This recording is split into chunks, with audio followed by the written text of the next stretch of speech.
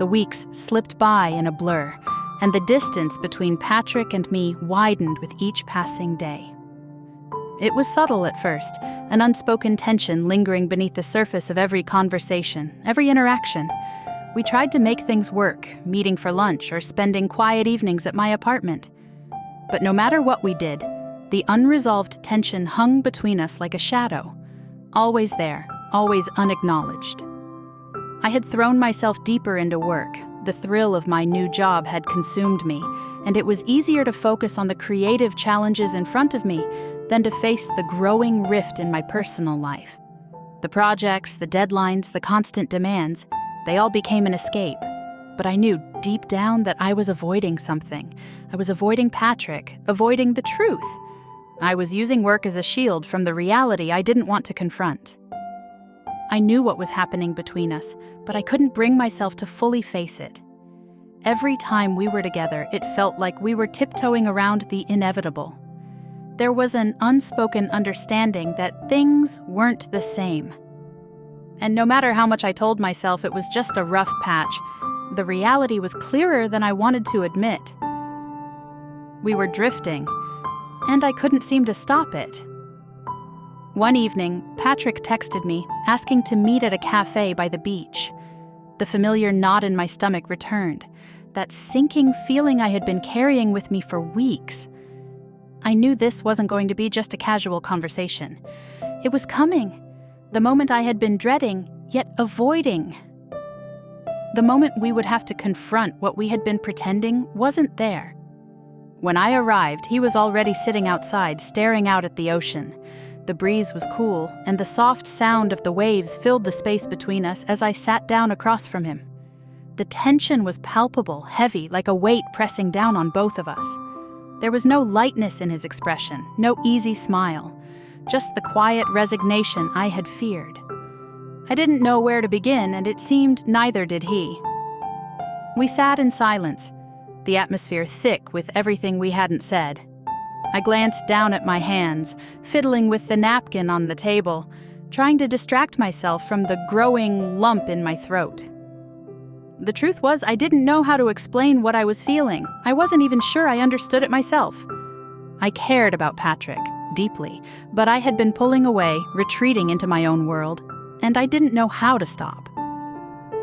The need for space, the overwhelming demands of work, and the suffocating pressure of balancing it all had left me feeling disconnected. I didn't mean to shut him out, but I had, and now I was facing the consequences of that distance. Patrick finally spoke, his voice low, filled with a sadness that cut through the air. His words were heavy, each one carrying the weight of frustration, disappointment, and hurt. He had been feeling like he was constantly fighting for a place in my life, and I couldn't deny it. I had been distant. I had been slipping away even though I hadn't meant to. I had always needed space, but now it seemed that space had grown into a chasm too wide to cross. As I listened, I felt a wave of guilt wash over me. I wanted to give him what he needed, but I didn't know how. Every time I tried to get closer, it felt like I was losing a piece of myself, like I was being asked to give more than I had to offer. I couldn't be the person he needed me to be, no matter how much I wanted to. And now, sitting across from him, I realized that I had been holding on to something that was slipping through my fingers. The silence that followed his words was suffocating. I wanted to explain, to tell him that I cared, that I didn't want to lose him. But the truth was, I didn't know how to fix this without sacrificing the space that I needed to feel like myself. Every part of me wanted to meet him halfway, but every time I tried, I felt like I was losing my own sense of freedom.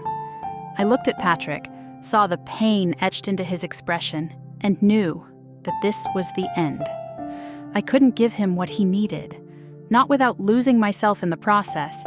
He wanted someone who could be fully present, someone who could offer the emotional closeness and connection that I struggled to maintain. And I wanted to be that person for him. But I wasn't. The realization hit me like a wave.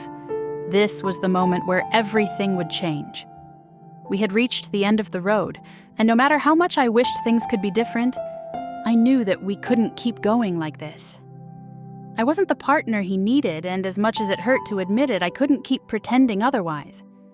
The pain in his eyes mirrored the heaviness in my chest. I wanted to apologize, to take it all back, but I couldn't. This was who I was, and no matter how much I cared about him, I couldn't change that. I needed space. I needed freedom. And those needs had slowly pushed him away. Patrick stood, his movements slow, deliberate. The finality of it all settled between us like a thick fog. He gave me a long, lingering look, filled with the sadness of someone who had held on for as long as he could. But there was no anger, no bitterness, just a quiet resignation. As he walked away, I felt a strange mix of relief and heartbreak. I had known this was coming, but that didn't make it any easier. I had lost someone who cared about me, someone I cared about in return. But I hadn't lost him because I didn't love him. I had lost him because I couldn't give him the kind of love he needed. Sitting alone by the ocean, I felt the cold breeze brush against my skin, and for the first time in a long while, I let the sadness wash over me. I hadn't wanted to hurt him, but in trying to protect my own sense of self, I had done just that. And now I was left with the quiet truth that sometimes love isn't enough if it means losing yourself along the way. As I stared out at the water, the waves crashing softly against the shore, I realized that this was the end of our journey together. The road had led us here, and now it was time to part ways.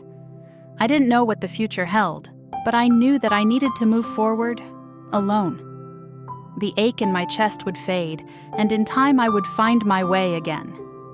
But for now, all I could do was sit with the loss and let it be. The sky darkened, and I remained there, staring out into the horizon, knowing that this chapter had come to an end. It was time to let go.